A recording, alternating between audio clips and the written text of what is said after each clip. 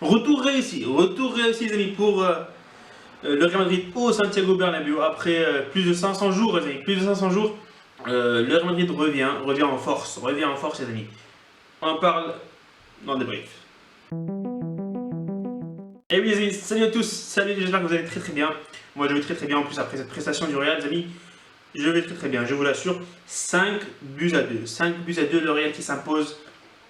C'était pas facile, mais qui s'impose grâce à Benzema et Vinicius Junior. Quel duo les amis, quel duo les amis. On pensait tous que le duo qui allait se former, ça allait être Benzema et Eden Hazard, mais Vinicius Junior qui sort de nulle part, finition parfaite, geste parfait, dribble parfait, il est parfait, les passes parfaites, il est parfait, il est trop fort. Je sais pas ce qui s'est passé, je crois que Ancelotti l'a transformé, il a métamorphosé, un truc comme ça, mais il est juste trop fort. Il est juste trop fort pour l'instant.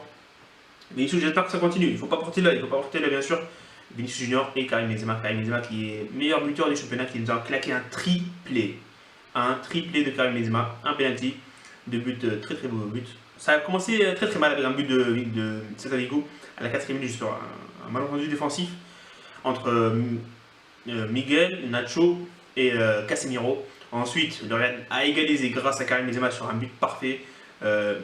Centre de Casemiro, Valverde qui remet, qui décale pour Benzema et demi-volée dans les cages de. Comment ça s'appelle, Dorito, Dituro, je sais pas, un truc comme ça. Ouais, Dituro, il s'appelle Dituro, le gardien de Celta Vigo.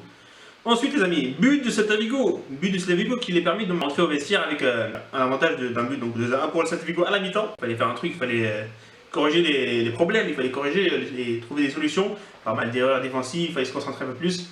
Et voilà, 4-0 en deuxième mi-temps, les amis. 4-0 en deuxième mi-temps. But de Vinicius. Non, c'était Benzema qui a marqué directement au retour des vestiaires. Ensuite, c'était Vinicius. Après, c'était Camavinga et Eduardo Camavinga qui marquent pour ses débuts, les amis. Et Eduardo Camavinga. Et enfin, Karim Benzema qui termine, voilà, qui finit le Celta Vigo avec son triplé grâce à un penalty obtenu par Vinicius Junior. Donc voilà, un match très solide. Voilà. Mais le problème, les points faibles, les amis, c'est la défense. C'est la défense qui, je crois qu'ils ne sont pas encore habitués à jouer ensemble. Et ça va prendre du temps, les amis, ça va prendre du temps. On a vu des erreurs contre Alaves, on a vu des erreurs contre Levante, on a vu des erreurs aujourd'hui contre le Celta Vigo. Ça va prendre du temps, les amis, ça va s'améliorer avec le temps. Et je pense que voilà. Mais je sais pas, le problème c'est qu'il faut savoir c'est qui l'arrière gauche titulaire et c'est qui va être titulaire en charnière centrale parce que un jour c'est Alaba qui joue, un jour c'est Miguel qui joue, un jour ça sera Ferland Mendy, un jour ça sera Militao, un jour on sait pas. On sait pas, les amis, on sait pas qui. À part Carvajal, on sait pas qui va être titulaire en défense. Défensivement, donc il faut corriger les erreurs, il faut travailler en défense, les amis, il faut se concentrer un peu plus parce que tous les buts qu'on concède c'est des erreurs défensives. Offensivement, les amis, j'ai rarement vu le Real jouer comme ça depuis qui? Depuis Carlo Ancelotti. C'est le retour d'Ancelotti, donc logiquement c'est le retour des buts.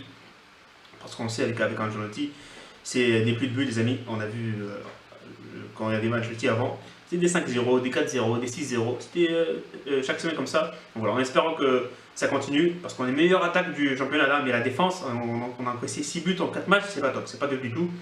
Surtout avec Zinedine Zidane l'année dernière. On a encaissé très peu de buts. Il faut corriger ça. Et le milieu qui est parfait. Il faut juste attendre que Kroos revienne. Et ça va faire notre trio au milieu parfait. Même si Valverde il fait des bons matchs. Et là c'est Rush, il est tout droit qu'il fait. C'est parfait, c'est magnifique. Et Modric qui est, comme d'habitude les amis, il est ultra fort. Et Casemiro, il a fait un match de ouf, Casemiro. On voit pas parce que voilà, il travaille défensivement, mais il a charbonné ce match les amis. Il est trop fort. Et voilà, on va passer aux notes. Les amis. On va passer aux notes parce que il faut en parler. Courtois, bon, il ne peut pas faire grand chose sur les deux actions, sur les deux buts. Le premier but, il est malchanceux. Voilà, c'est un face-à-face qui sort de nulle part. Voilà, il ne peut pas faire grand chose, même s'il il touche la balle. Et ensuite, il y a le deuxième but. Le deuxième but, c'est, voilà, il est malchanceux, il a pris à contre-pied. Ça touche le poteau, ça vient, le rebond, c'est Servi qui marque. Voilà, pas grand chose. Après, en deuxième temps, il a été impeccable. Il est sorti convenablement, correctement sur les actions qu'il fallait. Ah oui, la défense, il y a notre ami Carvajal qui a un bon match. Il ne s'est pas montré énormément offensivement, pardon, mais défensivement il a été correct. Les buts sont venus sur le côté gauche. Donc voilà, pas grand chose à dire. Carvajal a une note de 6,5, donc voilà, c'est convenable. Pour la défense, donc la charnière centrale. Militao Nacho, je vais mettre un Militao à un 6 et un Nacho à un 6,5. Non, l'inverse. Même si voilà, ils font un bon match les deux, même s'il y a des erreurs, les amis, comme j'ai dit, il faut s'habituer, il faut corriger les trucs. Ils ont été bons, c'est juste les erreurs qui viennent gâcher la fête un peu. Milito donc 6,5 et Nacho 6.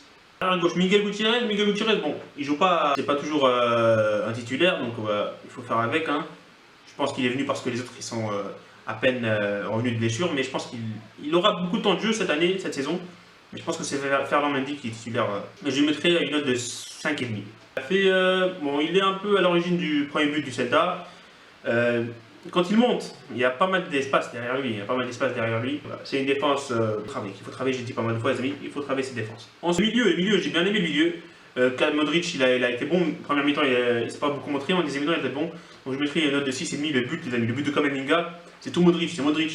Mais voilà, c'est pas grave. Kamavinga qui marque pour ses débuts, c'est ultra cool, c'est bien. Valverde, j'ai bien aimé quelques actions. Parce qu'il se montre pas toujours. Mais j'ai bien aimé Valverde, je mettrai une note de 6 sur 10. En plus, il délivre la passe décisive pour Benzema sur le premier but. Donc, un bon match de Valverde, mais c'est pas un truc de fou. On a vu un Valverde beaucoup plus fort. Casemiro, je donne une note de 7 sur 10, et même s'il est fautif sur le premier but, il a fait un très très bon match à mon avis. À mon avis, moi j'ai vu un très très bon match de Valverde, de Casemiro, je sais pas pour vous les amis. Bien sûr, dites-moi dans les commentaires, pour vous, qui a été l'homme du match. Parce qu'on va arriver à ce sujet les amis, c'est chaud. Entre Benzema et Vinicius, je sais pas encore à qui je vais décerner le titre. Donc Casemiro 7 sur 10. L'attaque, ça commence à devenir sérieux. Vinicius Junior, ça devient de plus en plus sérieux les amis, ça devient un truc...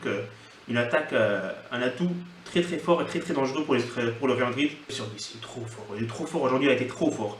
Le début de saison, il est magnifique, il est ultra fort, il marque un but, il obtient le penalty, il a été très très fort, très très dominant tout au long du match, hein, c'était pas par intervalle. Il a fait un très très bon match. Encore une fois, Vinicius qui prouve son bon début de saison et j'espère que ça continue. Il ne faudra pas porter l'œil les amis. Il ne faudra surtout pas porter l'œil parce que Vinicius, il peut nous faire une grosse saison à 15 buts.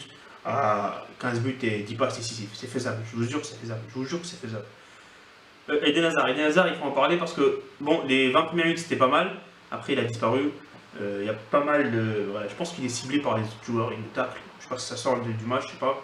Mais pour moi, c'est le le flop du match. Je lui ai donné un 5 sur 10 pour Eden Hazard. Il n'a pas fait grand chose. Karim Benzema, encore une fois, il a mis un triplé, une passe décisive. Il aurait pu marquer un quadruplé à la dernière minute. Mais ouais, un grand match. Il est trop fort. Même s'il n'a pas été présent dans le jeu, dans l'aspect du jeu comme il aime bien. En première mi-temps, on n'a pas trop vu, mais il marque des buts, les amis, qui nous sort des situations critiques. Parce que le Real Madrid, après le but de Benzema, n'a pas su créer d'occasion. Je vous dis, dès la 25e minute, jusqu'à la fin de la mi-temps, aucune occasion du Real Madrid. Vous pouvez aller revoir le match, il n'y aura aucune occasion du Real jusqu'à la 45e minute de la première mi-temps. Mais Karim Benzema, encore une fois, les amis, il est trop fort. Donc 3 buts, une passe décisive, homme du match pour moi. C'est logique, même si Vinicius fait un bon match, je pense que Benzema il doit être homme du match. Mais voilà les amis, ça sera tout pour aujourd'hui. On se retrouve bien sûr pour le match contre l'Inter. Il y aura sûrement une vidéo de Rodrigo, carrière joueur de Rodrigo, le lundi. Mais voilà, par ça les amis, c'est tout. C'est tout pour aujourd'hui et on se retrouve très bientôt pour le match de l'Inter. Salut et profitez des vôtres.